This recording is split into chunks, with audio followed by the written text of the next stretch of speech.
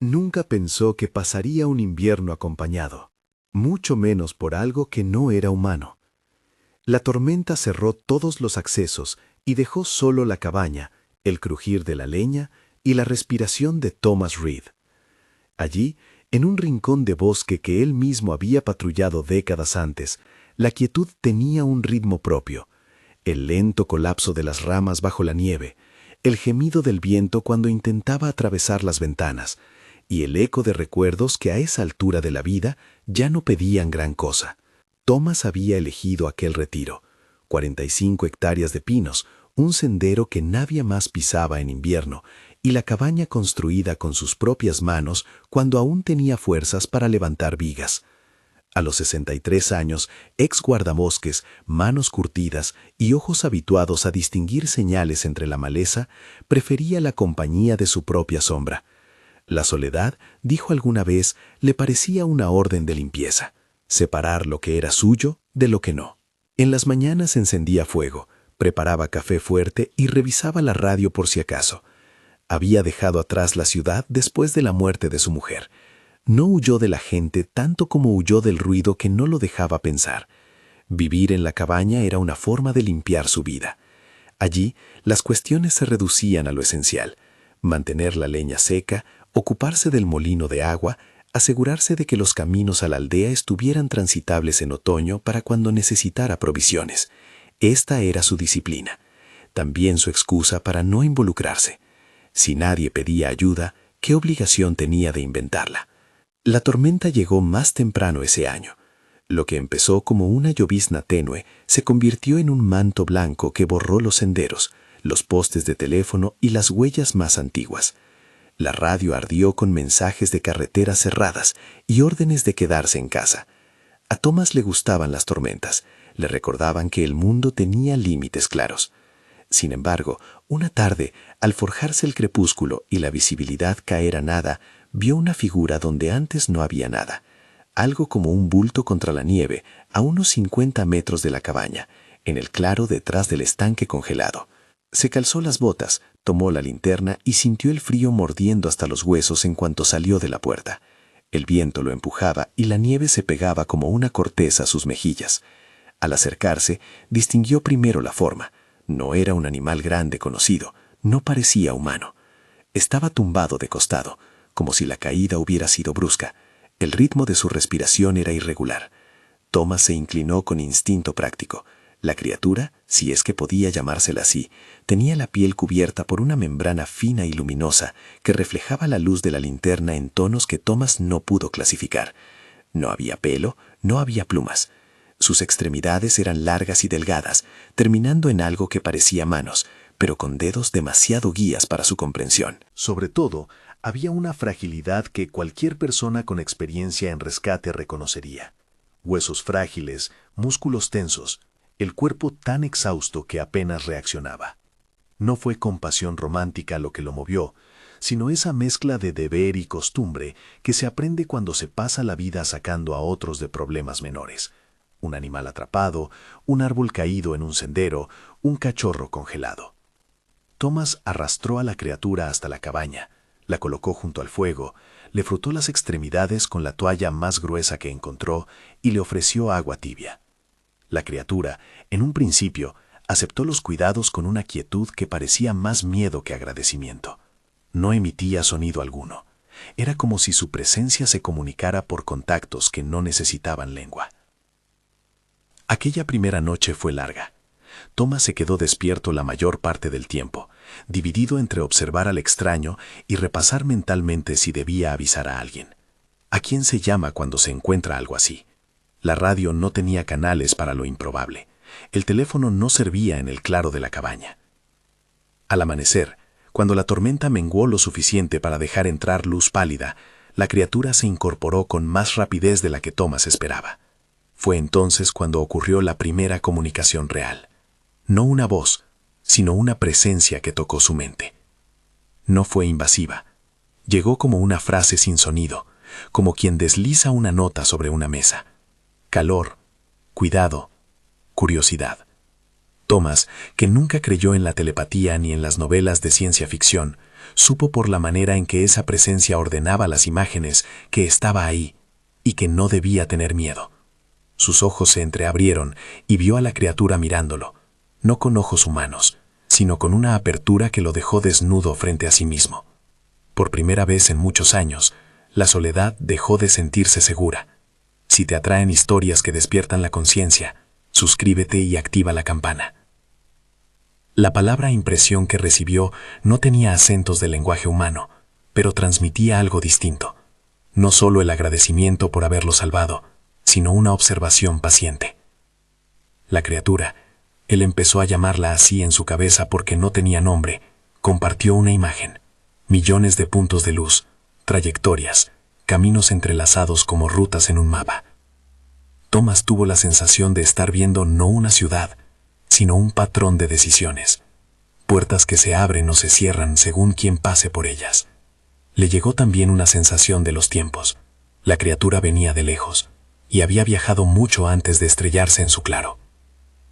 En los días que siguieron, la cabaña dejó de ser solo un lugar de retiro. Se transformó en un hospital improvisado, en taller y en un aula muda. Thomas aprendió a cuidar de las heridas físicas, curitas impresas en formas que no conocía, ungüentos improvisados con grasa y hierbas, vendas que parecían adaptarse a la anatomía diferente del visitante. El visitante, por su parte, aprendió a habitar el fuego y el olor del café y la rutina de las mañanas. La convivencia se fue tejiendo con pequeñas escenas. El animal, su mente rechazaba la palabra, pero no encontraba otra, observando cómo Thomas limpiaba la linterna. Thomas enseñándole cómo encender una estufa de leña, ambos compartiendo silencios que se cargaban de significado. La relación se apoyaba en gestos que no siempre necesitaban palabras. Cuando Thomas hablaba en voz alta, lo hacía más para ordenar el pensamiento que para esperar respuesta. A veces le contaba historias en voz baja, sobre rastreos nocturnos, sobre la mujer que había muerto y sobre cómo, en los años posteriores, se había vuelto un mapa de pequeñas renuncias. El visitante, al principio, parecía recibir esas historias como quien registra datos, pero había momentos en los que una emoción emergía, una curva que Thomas no conocía y que hacía a la criatura inclinarse, prestando atención con una intensidad inusual. Fue en esos gestos donde Thomas empezó a ver un espejo. No tardó en comprender que no era el único que lo miraba. Una tarde, mientras revisaba una de las cámaras que había instalado para asegurarse de que nadie entrara en la propiedad durante la ventisca, sintió otra vez ese flujo sin sonido. Esta vez no eran imágenes sino impresiones de un comité. Voces que no hablaban al mismo tiempo, sino que entretejían probabilidades. El visitante proyectó una cifra, 1200. Luego una palabra, observadores. Thomas no sabía si aquello era un número de identificación, una cantidad real o una metáfora, pero el número se quedó en su cabeza como una marca. Conforme la criatura recuperaba fuerzas, las comunicaciones se hicieron más frecuentes. Eran simultáneas a la mirada, a la inhalación del humo de la chimenea y al crujir de la madera. En ocasiones, Thomas percibía patrones de razonamiento tan ajenos a la gramática humana que debía detenerse para no interrumpirlos. Le llegaron estadísticas en forma de imágenes, grupos, porcentajes, umbrales, un mapa mental con 3 bloques diferenciados. El visitante no lo explicó al principio, dejó que Thomas llegara por sí mismo a algunas conclusiones. Finalmente, una noche, cuando el viento golpeó la ventana y el café había enfriado demasiado, la criatura envió una secuencia más clara. 3 cifras, una tras otra, y una sensación de debate antiguo. 3 posturas. Apareció en la mente de Thomas. Claro, directo. No intervención. Intervención limitada. Intervención directa. No fue una traducción literal, sino la esencia de una discusión. Thomas sintió con punzante claridad que esas 3 opciones eran más que teorías, eran apuestas morales que otros seres, a kilómetros y años luz de distancia, valoraban sobre la humanidad. El visitante, con paciencia casi humana, mostró imágenes de asambleas, líneas que corrían entre puntos brillantes como si fueran votos, rostros que no tenían rostro. Luego vino otra impresión. Porcentajes. No eran datos estadísticos en el sentido que Thomas entendía, sino intensidades de inclinación. El número 30 apareció primero, flotando con una sensación de reserva. Después vino un 45, que vibraba con la tensión de quienes buscan matices. Finalmente, un 25, que se mostró rojo por la urgencia que parecía contener. Thomas no era un matemático, pero entendió la distribución. Aproximadamente 30% de la red favorecía la no intervención, 45% se inclinaba por intervenciones limitadas y 25% creía en la intervención directa. Los números no fueron colocados con pornografía estadística, eran más bien botones que encendían en Thomas preguntas que él no sabía hacerse hasta entonces. La criatura ayudó a traducir un concepto que resonó con fuerza: consistencia. Las imágenes que siguieron a esa palabra mostraban a individuos en momentos distintos de su vida. Uno ayudando a un vecino con una avería, el mismo individuo ignorando a un anciano en otra ocasión. Otra persona que repetía actos de generosidad aun cuando nadie la veía. La criatura proyectó un porcentaje adicional, acompañado por una sensación de juicio sereno: 40. No hubo voz que explicara, pero Thomas comprendió que era la porción de la humanidad que actuaba con coherencia, que unía acción y carácter. Esa imagen le golpeó de una manera que nada hasta entonces había logrado. Un número que describía una cualidad moral, no una estadística fría. Las noches siguientes trajeron más información, pero también más preguntas. El visitante decía que la red observaba patrones, no excusas. Observaban lo que las personas hacían cuando no estaban bajo la mirada de sus pares. El pequeño acto de bondad que no se anunciaba, la decisión de ayuda que no generaba likes ni aplausos. Observaban cómo las comunidades respondían a los vulnerables y cómo los sistemas se reforzaban o se desmoronaban en silencio. Thomas, sentado frente a la chimenea, recordó su propia vida de años, las excursiones, las noches en que había dejado la radio al costado para dormir, los días en los que había contado monedas para pagar una reparación y no había pedido ayuda. Pensó en las veces en las que no había intervenido, no por incapacidad, sino por el egoísmo discreto que se disfraza de prudencia. La presencia del visitante funcionó como un espejo que no hacía concesiones, mostrar no solo el acto, sino lo que lo acompañaba en la masa de las decisiones. Thomas descubrió que, en la evaluación que la red desplegaba, la soledad no era neutral. Existía la soledad elegida, la que permite al individuo escuchar su voz interior y reforzar su ética, y existía la soledad que se parecía más a una rendición, a una retirada silenciosa del deber hacia la comunidad. En la mente de Thomas se mezclaron imágenes. Él ayudando a su vecina algunos años atrás, él cerrando la puerta cuando la ciudad comenzó a pedir voluntarios, él ahorrando para sí y escondiendo su propia vulnerabilidad. No todo era culpa, no todo era redención posible. Pero la constatación le ardió como el primer golpe de invierno, nípida, sin adornos. Hubo noches en que las ideas vinieron en diálogo directo. El visitante no hablaba en lengua, pero repetía conceptos en una cadencia que Thomas, con su educación en la soledad, podía escuchar. Le contó, o dejó entrever, que la red de observadores no actuaba como una sola mente. Dijo que había deliberación, inquietud, temor y esperanza. La criatura compartió visiones de asambleas donde se discutían consecuencias.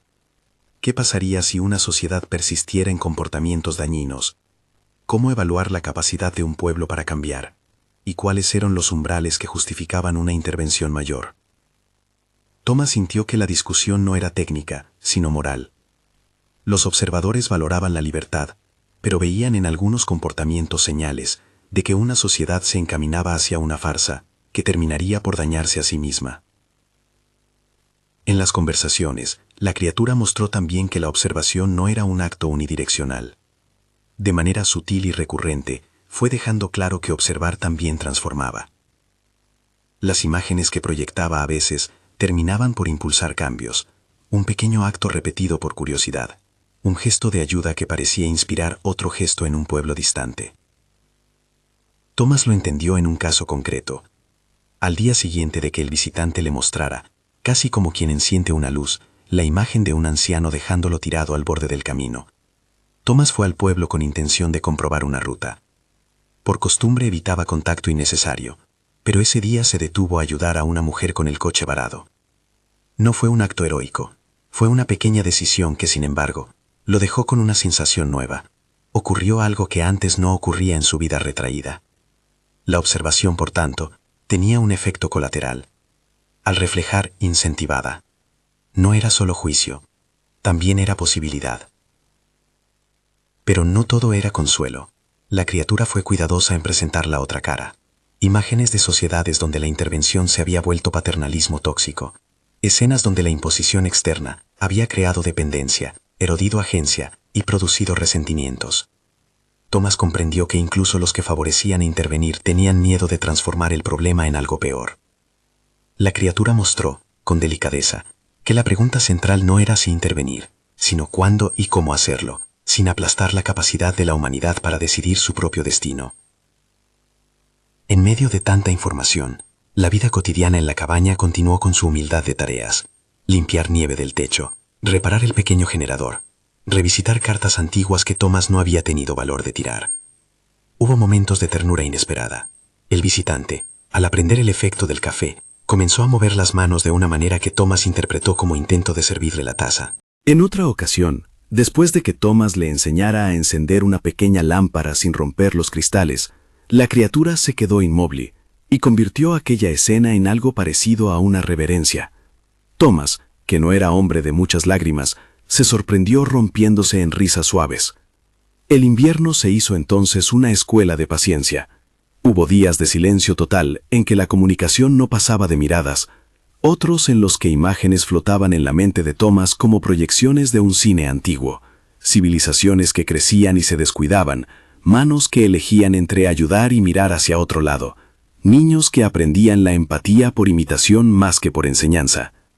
La sensación predominante era de una evaluación en curso, no una sentencia definitiva. El visitante no mostró el final de la historia, solo dejó ver medidas, umbrales y la lógica interna de la observación: consistencia, repercusión, posibilidad de cambio. En la cabaña, la discusión más dura ocurrió una madrugada cuando la nieve apaciguada presentó afuera una quietud que facilitaba la conversación. Thomas, con las manos callosas abrazando la taza caliente, sintió que la criatura le ofrecía una imagen de su propia vida despegada de la historia, una sucesión de decisiones pequeñas que en conjunto componían un retrato de su carácter. No fue un reproche, sino una constatación. El visitante no dijo, «eres culpable», dijo, de manera más perturbadora, «eres un dato». La palabra, inesperada, se instaló en Thomas como un error de traducción que, sin embargo, no dejaba de tener razón. Los observadores, explicaba la criatura, no veían solo héroes o villanos, veían patrones que podían leerse. Fue entonces que emergió la primera grieta real en la armadura de Thomas. Recordó otra decisión. En una helada primaveral, años atrás, había cerrado la puerta a un adolescente con las botas rotas que tocó a su puerta pidiendo trabajo. Thomas pensó en contar la historia como excusa, que estaba cansado, que la ciudad no tenía trabajo, pero algo dentro de él reconoció que había sido un acto de omisión, una maniobra para evitar la incomodidad. Cuando la criatura le devolvió la imagen con la nitidez con que alguien devuelve una foto, Thomas sintió vergüenza. Esa emoción no era cómoda, le quemaba. No era el tipo de vergüenza que fulmina, era la clase que pide reparación. A partir de ahí, su presencia se volvió más inquieta. Caminaba más tiempo por el sendero. Dejaba la luz encendida en la ventana como para que el pueblo supiera que alguien estaba allí. Empezó a hablar con vecinos por teléfono, en un gesto que antes le parecía innecesario. Comenzó tímidamente a ofrecer herramientas a quien las necesitara cuando bajaba al pueblo por provisiones. No eran cambios extraordinarios, pero eran consistentes. Cuando la criatura lo observaba, Thomas pudo sentir una especie de aprobación que no sabía si merecía. Por primera vez en mucho tiempo, su vida tuvo un hilo que conectaba actos pequeños, una cadena. Aún así, la criatura no bajó la guardia. Mostró otra imagen que hizo que Thomas sintiera un frío distinto al meteorológico. La posibilidad de que una colección de omisiones, multiplicada por millones, trajera consecuencias reales. No era una amenaza dramática, era una cifra en un informe donde cada acción tenía peso. La criatura le explicó, no con palabras directas, sino con mapas, que los observadores tenían criterios. Cuánto de la conducta de una sociedad era repetición mecánica, cuánto era performativa frente a la mirada, y cuánto brotaba de un compromiso mantenido en lo cotidiano. Le mostró porcentajes que, aunque Thomas no los entendía como un estadístico, sí los sintió como niveles de publicidad sobre la vida interna de la especie. Una parte significativa era consistente, otra parte se movía entre la ética y la conveniencia, y una fracción preocupante se inclinaba por soluciones instantáneas y fáciles. Durante la segunda mitad del invierno, algo cambió en el visitante. Después de las primeras semanas de convalecencia, su energía aumentó. Caminaba con más seguridad fuera de la cabaña, se entretenía observando la forma en que la luz atravesaba el humo y parecía disfrutar del tiempo de manera que Thomas no esperaba. En la convivencia apareció una cotidianidad que no borraba la extrañeza, sino que la humanizaba. La criatura aprendió a jugar con la nieve, a lanzar trozos compactos que estallaban en silencios de brillo, como si disfrutara de la idiotez humana de construir castillos decaídos. Thomas la miraba con una mezcla de ternura, curiosidad y una creciente inquietud por el sentido de la observación.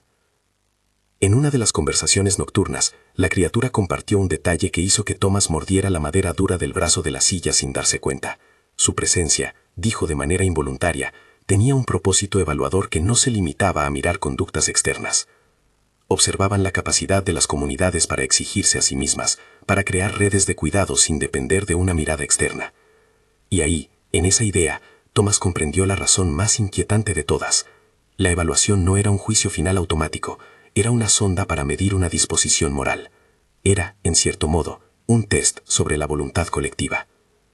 La reacción de Thomas fue complicada. El hombre que había pasado años evitando compromisos se vio ahora como parte de un mapa más grande. Su retiro, que alguna vez había sido refugio, podía leerse como complicidad. Esa sensación no le gustó. Se enojó consigo mismo, con la facilidad de sus excusas, con las pequeñas negligencias que se acumulaban como hojarasca en su vida. No consideraba que mereciera un castigo interplanetario, ni mucho menos, pero la posibilidad de que su conducta figurara en una evaluación que podría inclinar decisiones sobre la vida de su especie le quitó la indiferencia como si alguien le hubiera bajado la temperatura corporal. En las últimas semanas del invierno, la intensidad de las visiones aumentó. La criatura no explicó cómo se ensamblaban los informes, ni qué peso específico tendría la voz de Thomas en una deliberación tan vasta. Le mostró, en cambio, imágenes de otros observadores y de deliberaciones donde se debatían los límites éticos de una intervención.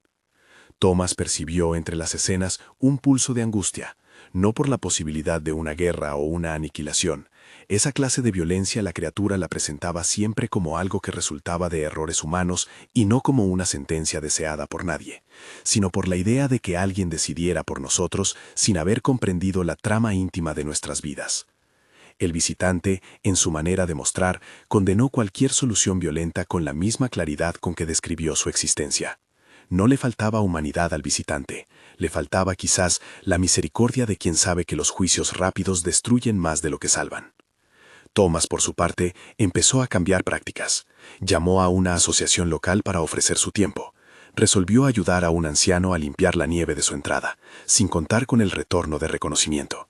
Su gesto fue pequeño y silencioso, pero durante días lo miró con la sensación de haber hecho algo necesario por primera vez en mucho tiempo. La criatura lo observó con una curiosidad que tenía algo de alivio. No estaba claro si aquella señal positiva modificaría el rumbo de la evaluación, pero se sentía, al menos, como un paso en la dirección correcta. Cerca del equinoccio, cuando el invierno ya comenzaba a aflojar y la nieve dejaba lugares negros de tierra húmeda, la conversación entre ambos se tornó más seria. La criatura dejó una imagen que paralizó a Thomas, un folio en blanco con una línea punteada que indicaba un umbral. Le explicó, de manera que él sintiera el peso de las palabras, aunque no las oyera, que había una ventana temporal para inclinar la balanza. No se trataba de un apocalipsis ni de un ultimátum, sino de una oportunidad. Si la humanidad alcanzaba cierto umbral de consistencia en sus decisiones, es decir, si suficientes personas unían actos y carácter de manera sostenida, la inclinación hacia intervenciones más drásticas disminuiría. En cambio, si el patrón de conductas no cambiaba, la inclinación por soluciones más directas crecería. Esa imagen encendió en Thomas algo que no era miedo, sino responsabilidad. La idea de que su vida pudiera ser parte de una evaluación lo golpeó con la potencia de un invierno tardío, frío, claro y despiadado en su exigencia. Empezó a imaginar lo que implicaría no solo cambiar por sí mismo, sino mover a otros a hacerlo. Pensó en la dificultad de implicar a quien no quiere ser implicado, en la resistencia de las comunidades a los cambios que no ven como propios. También sintió una esperanza cauta. ¿Y si su ejemplo impulsara a otro? ¿Y si la cadena de pequeñas acciones pudiera, de verdad, producir una diferencia en ese informe que flotaba en la cabeza del visitante? La criatura, conforme se recuperaba, se volvió más activa en sus imágenes. Mostró mapas de redes, de organizaciones comunitarias, de escuelas donde un pequeño programa de solidaridad cambiaba el comportamiento de un barrio. No era tecnología milagrosa, ni intervención divina, sino la constancia de actos que se reproducían. Thomas vio, con una mezcla de incredulidad y fascinación, que aquello que el visitante calificaba como mutualidad no solo afectaba a los observados, sino a los observadores. Estos también aprendían y se transformaban con lo que veían. La observación procuraba hacer entender la criatura, no era una vara inmutable.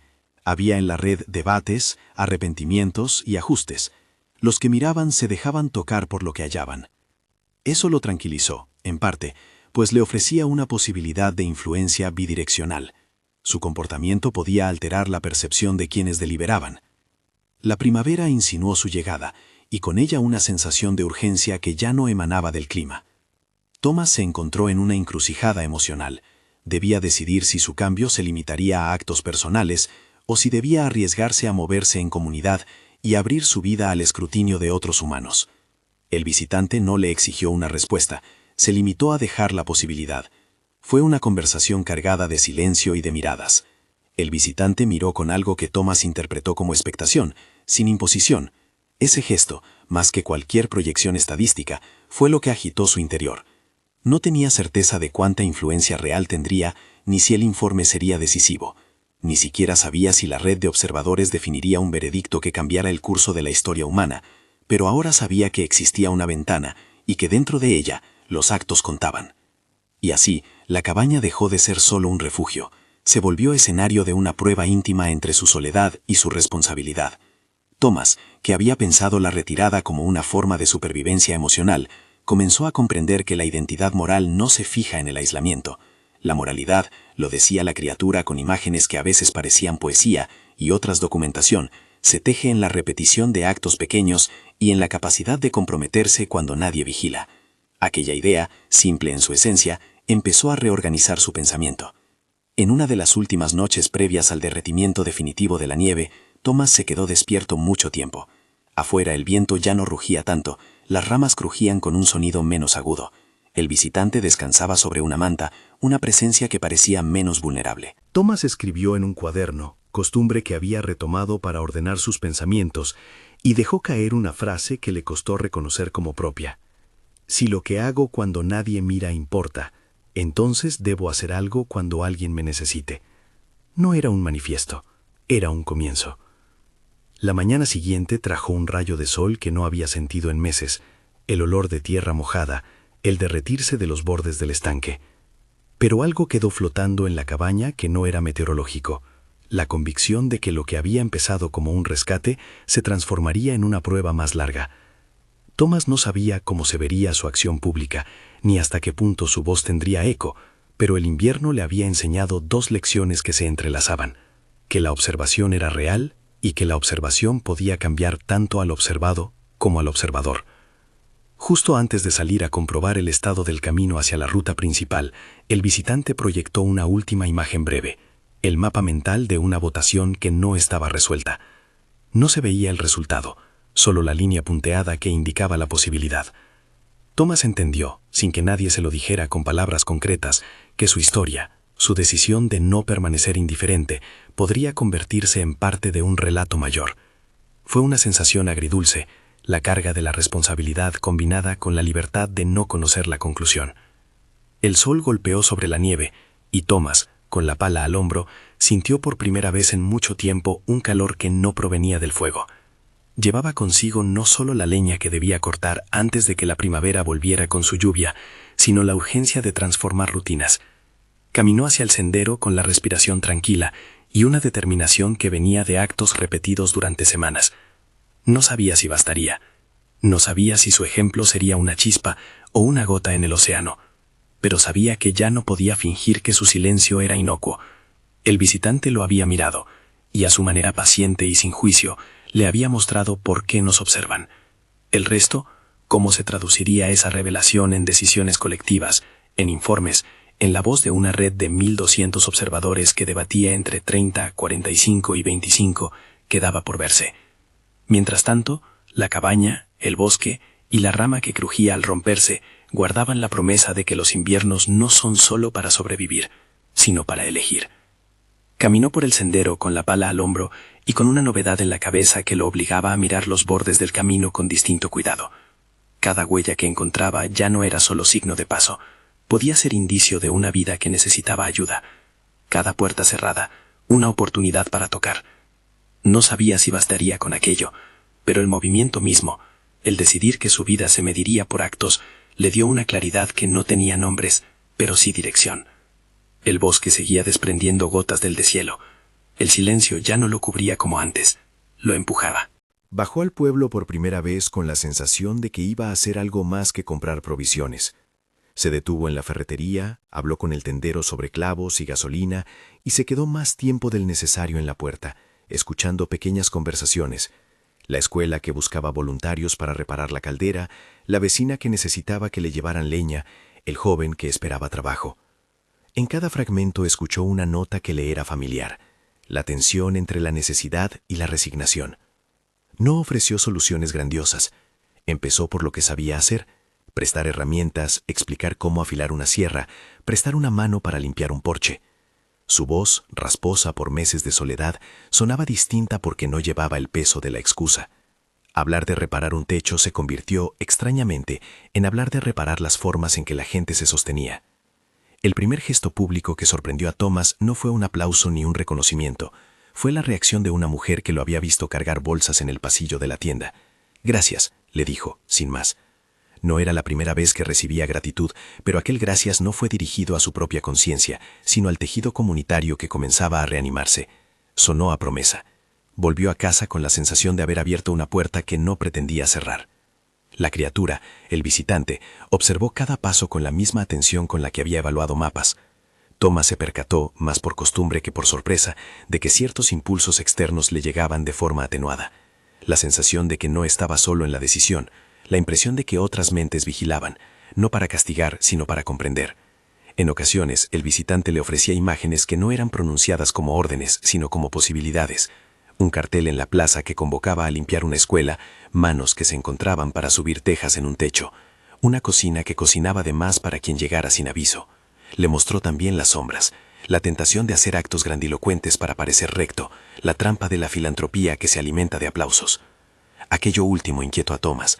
Había algo en su vida que corría el riesgo de volverse espectáculo si no cuidaba los motivos.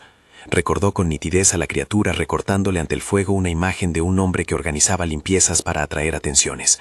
La curiosidad del visitante por distinguir entre acción auténtica y acción escénica lo obligó a preguntarse por sus propias razones. No quería volver a disfrazar su vida de moralidad. Quería que sus actos vinieran de raíz, que fueran consistentes aun cuando nadie mirara. Trabajó con esa intención. En las semanas siguientes organizó pequeñas cosas. Un grupo de vecinos que se turnaba para llevar leña a quienes no podían salir. Una lista anónima de personas con necesidades que repartía discretamente. Una mañana de sábado en la que prestó herramientas y enseñó a reparar ventanas. No fue un líder ruidoso. Fue una presencia que hacía lo necesario y que, cuando convino, calló para que otros hablaran. Al principio la respuesta fue tibia. Algún vecino lo miró con sospecha. Otro pensó que buscaba redención. Pero se produjeron fisuras en la indiferencia.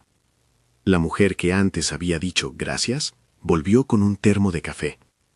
Un joven que había sido reacio, ofreció su camioneta para traer a alguien que necesitaba medicinas. La transformación para Thomas tomó forma no como una serie de actos aislados, sino como una pauta repetida. En el silencio de la cabaña, el visitante proyectaba fragmentos que Thomas guardaba como instrucciones sin autoridad. Escenas de redes que funcionaban porque la gente repetía lo bueno, aunque nadie lo celebrara.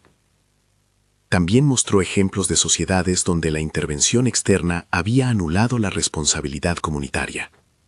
Imágenes de plazas llenas de ayuda forzada que dejaba a la gente dependiente, sin voz. Esa tensión alimentaba las noches de Thomas.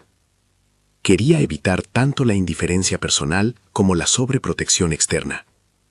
La pregunta que lo acompañaba era simple y difícil. ¿Cómo ayudar sin suplantar? La respuesta no vino en una gran epifanía, sino en pequeños ajustes. Thomas aprendió a ofrecer apoyo con límites, prestaba herramientas y enseñaba a usarlas.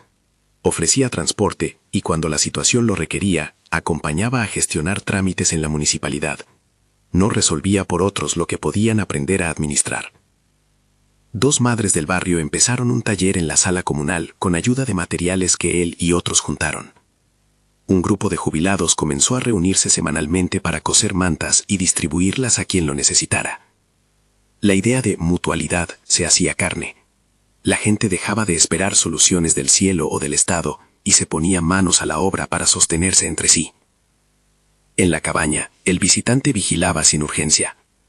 Thomas notaba que sus impresiones eran menos rectilíneas. Mostraba mapas donde las líneas crecían como raíces, no como flechas. Un día, mientras trabajaban en una silla vieja, el visitante dejó vislumbrar una escena que lo conmovió. Un grupo de observadores reunidos, algunos que habían cambiado de opinión, otros que confesaban arrepentimientos por juicios precipitados. Thomas entendió, con una mezcla de alivio y extrañeza, que la observación no era inmutable. Los que miraban también aprendían. Esa posibilidad de transformación mutua fue la que más lo consoló. Le permitía ver que su esfuerzo, por pequeño que fuera, no sería mero dato en un reporte inmenso. Podía ser parte de una conversación que también modificaba a sus interlocutores. No obstante, en las sombras de la red persistían facciones firmes. En una imagen que le fue mostrada con mayor crudeza, Thomas vio discusiones intolerantes. La franja del 25% que se inclinaba por la intervención directa aparecía en una sala con tensión alta. Hablaban de medidas drásticas, de intervenir en sociedades para protegerlas de sí mismas. La criatura le transmitió, sin adornos, que esa postura existía, y que no era una fantasía trivial. Representaba un riesgo real si se difundía sin contrapesos. Thomas sintió escalofríos. Lo que veía no era un sueño de ciencia ficción, sino una decisión posible. Y la criatura repitió con firmeza algo que había dejado claro antes. La violencia como solución era una derrota moral, que no querían elaborar como opción preferente. La criatura, incluso en su rol de observadora, rechazaba la brutalidad.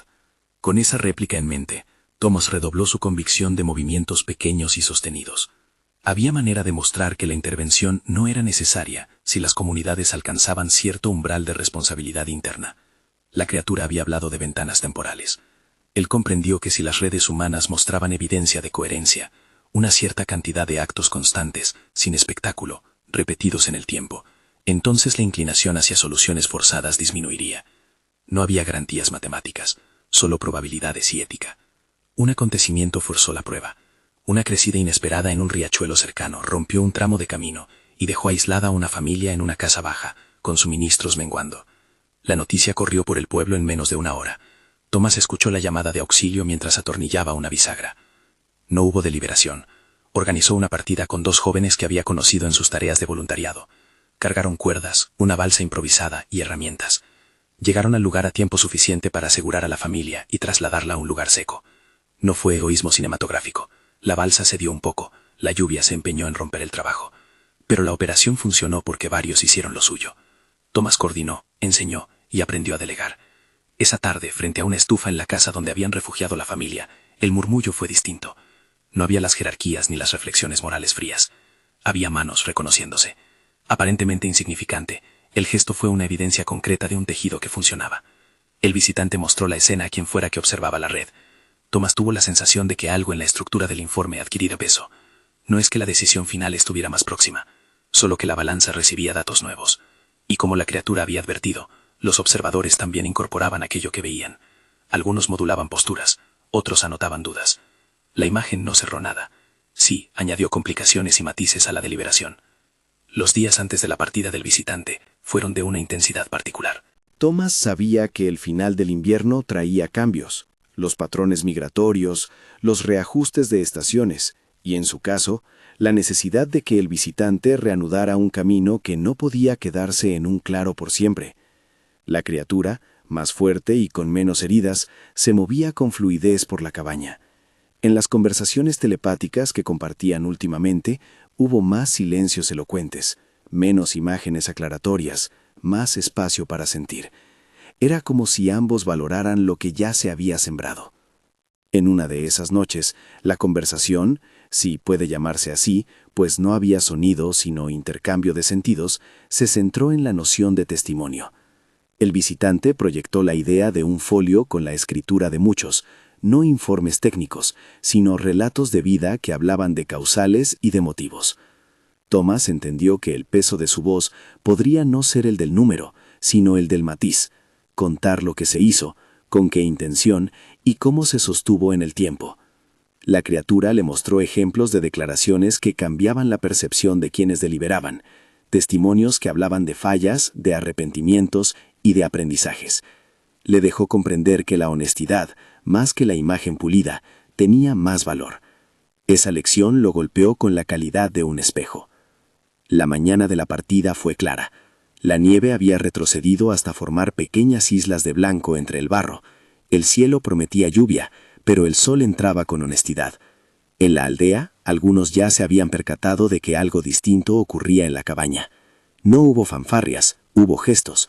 Una cesta con pan en el umbral, una nota con un número de teléfono, una señora que dejó una manta usada. Thomas guardó todo en silencio, como quien guarda herramientas. El visitante se movió con lentitud hacia el claro donde había sido encontrado. Su figura no era muy alta en la distancia, pero su porte parecía contener la densidad de meses. Antes de separarse, hubo un momento que ninguno exigió, pero que ambos reconocieron como necesario. El visitante tocó la mente de Thomas con una imagen que no era invasiva, la réplica de un apretón de manos. Thomas, con manos ya curtidas por la leña y las tareas, salió a su encuentro. No se trató de un gesto de igual a igual en el sentido humano más estricto, porque la criatura no poseía manos como las nuestras. Fue más bien un intercambio de intención que se sintió como contacto. Lo que Thomas comprendió en ese contacto fue simple y complejo. La partida no era una sentencia, ni una despedida definitiva. Era una transferencia de responsabilidad y de esperanza. La criatura le dejó además un objeto sencillo, un fragmento de material mate que brillaba apenas, como una piedra pulida. Thomas no supo si tenía utilidad práctica. El visitante no lo entregó como un talismán de poder, sino como testimonio de la relación. Algo que fuera recuerdo y ancla, no fórmula. No vengas a buscar respuestas que pertenecen al camino de otros. Fue la impresión que recibió Thomas. Lo que dejes será parte de nuestro cálculo, pero no será la única voz.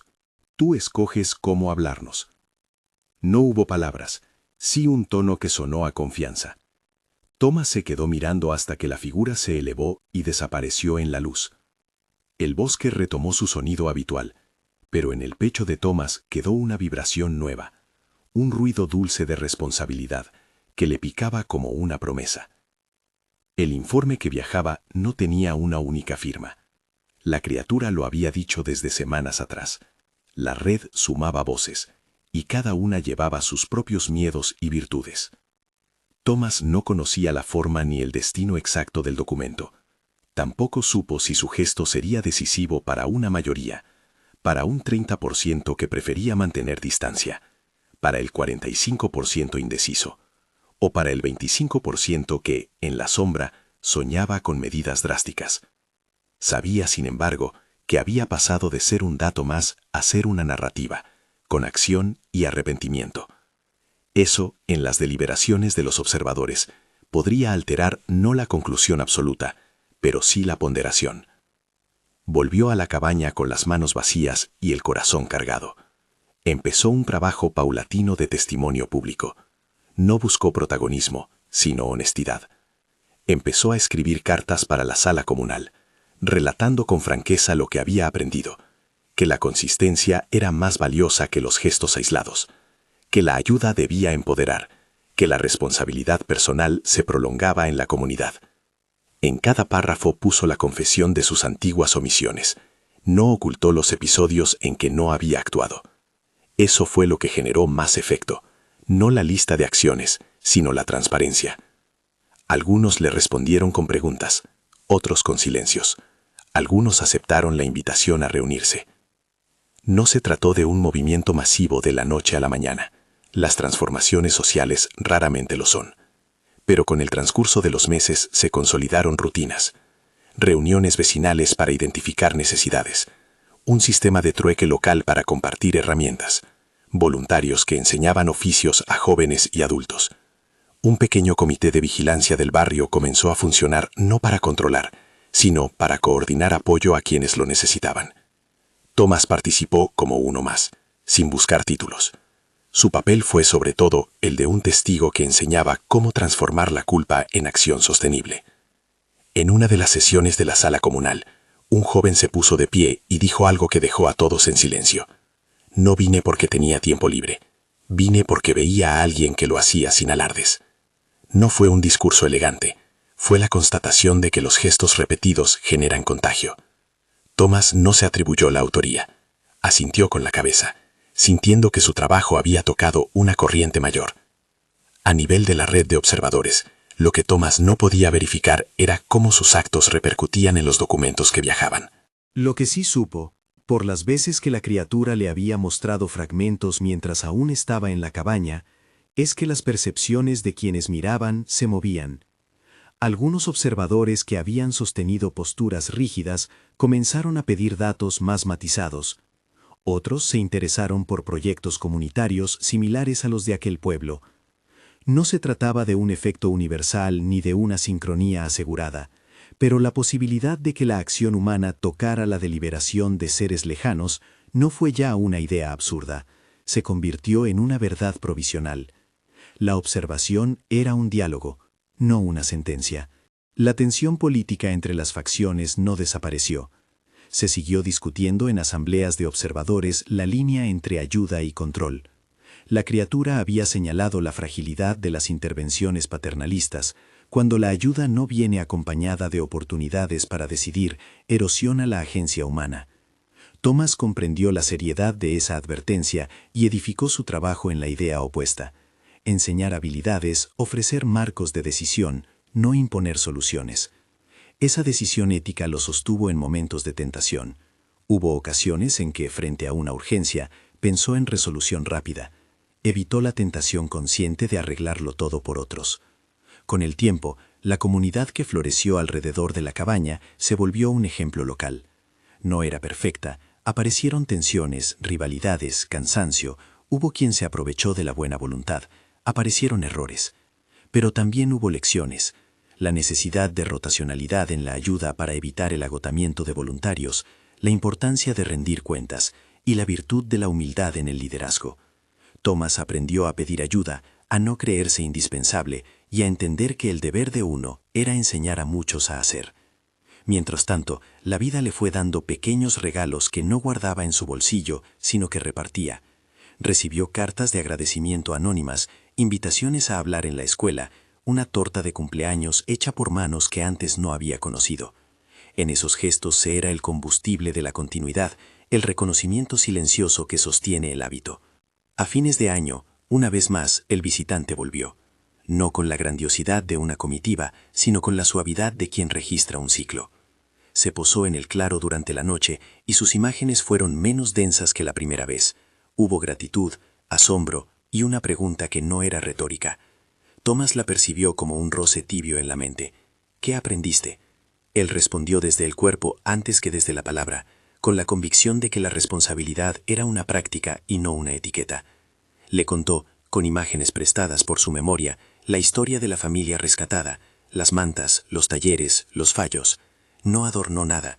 Eso fue lo que la criatura más valoró.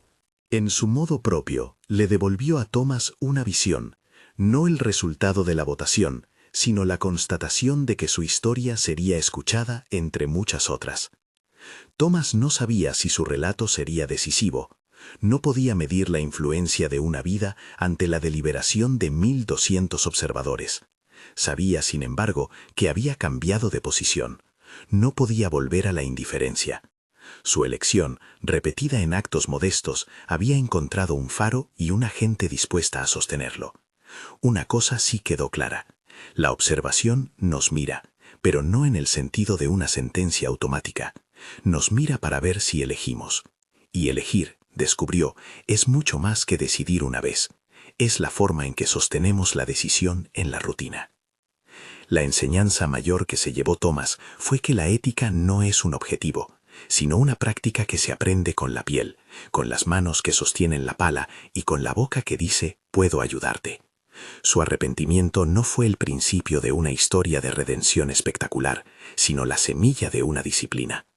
En la escritura que compartió en la sala comunal, dejó 2 líneas que resonaron entre quienes las leyeron.